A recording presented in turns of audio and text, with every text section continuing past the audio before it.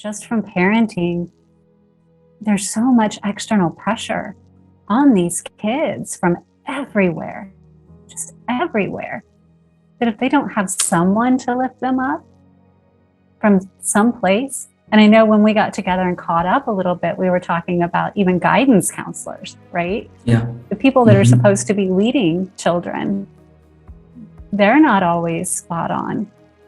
And so where do they go? How do they find communities that will build them up and help them get a footing in a world that's attempting to tell them who to be and what to do? So what advice would you give these young people to even get a foothold to be able to change that label? Well, two things I want to say. Thank you so much for this question, because now you're really digging into what I'm passionate about. We have this term that we're always using in today's society. It's haters. You've heard that before, right? I got haters. And, and I used to say, let's give our haters a round of applause for the live performance. That was, and I'd say something like, if someone's talking about you, all it means is that you're worth talking about, right? Trying to empower. And I sort of stopped that messaging. One of the reasons is we talk about our haters, we very rarely talk about our lovers. And I know why bad news travels fast. It's actually evolution. In our hindbrain, it helps you, notice things that may not belong. For example, if something comes in, it looks like a snake, you should jump at it, right? So you don't get bit. That is now translated into, I'll ask young people, hey, how many of y'all, and I want you to raise your hand if it only applies to you, everyone agrees, cool.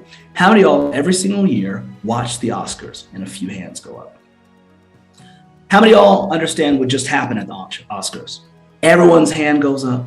And I said, on count of three, say what happened. 1, 2, 3. They all say, Will Smith smacked Chris. Now, is that the only thing that happened at the Oscars? No, of course not. No. But that kind of news travels fast.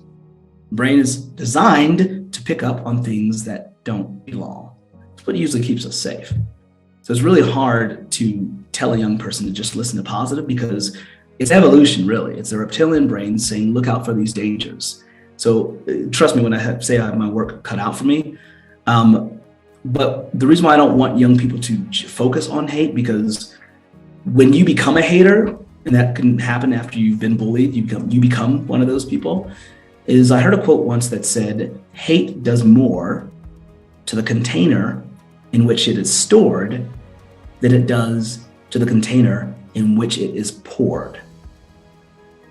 So, if you're harboring these emotions, right, or harnessing all this hate for someone, and you think you're going to, it's actually damaging you, right? And so my answer is always light. Just like you started this podcast off with, I love you, Shaun. It's just light. It's to start off with light. It's to release. It's to forgive that person. It's to be a better person all the time. It's never about like, hey, let's get this money. Forget the haters. Like, whoa, how many lovers do you have in your house? How many lovers do you have in your circle? Let's focus on that, because we understand that you're going to become hate, right? Right. Before you can hate on someone, you have to become it first, right? And the second thing I want to say is, you said, how do we do this? Well, it does take a community. I do a lot of work with the Department of Education on how to actively engage young people. We've done it in Ohio. I'm working with San Diego right now. We did Mississippi Department of Education. And one of the things we talk about, there's a really amazing educator, speaker. His name is Akko Kanban, and he lives in Columbus, Ohio. And he talks about this with the community and what the role should be. And when you think about teachers, right? If I take this glass of water, for example, since we're talking about it, and I pour this glass of water onto a desk, Amber, just tell me what might happen if I just pour it. Where does the water go?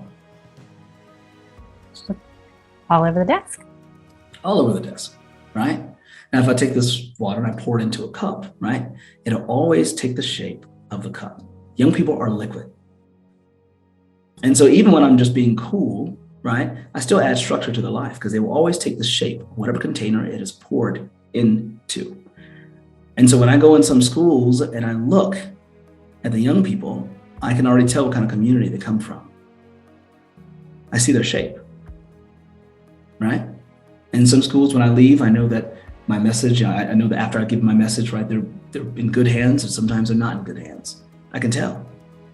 They're water. Young people are water. And we are too.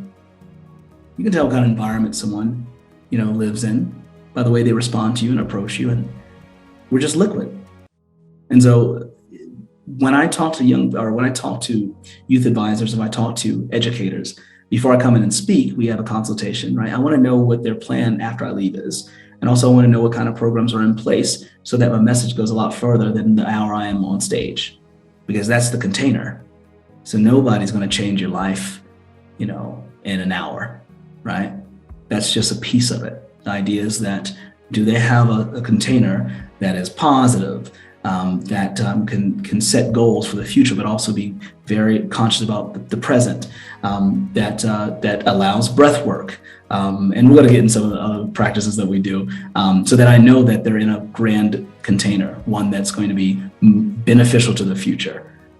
So that's what the role of people who work with young people is to make sure they have the right environment.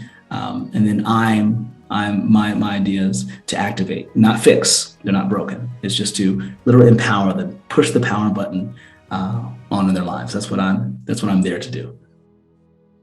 And what a beautiful way to put it. Not broken. I mean, in my view, none of us are broken. We're just in motion. And that's good. That's a beautiful thing. We're always moving toward our next step. And that's the whole goal, right? We're always evolving.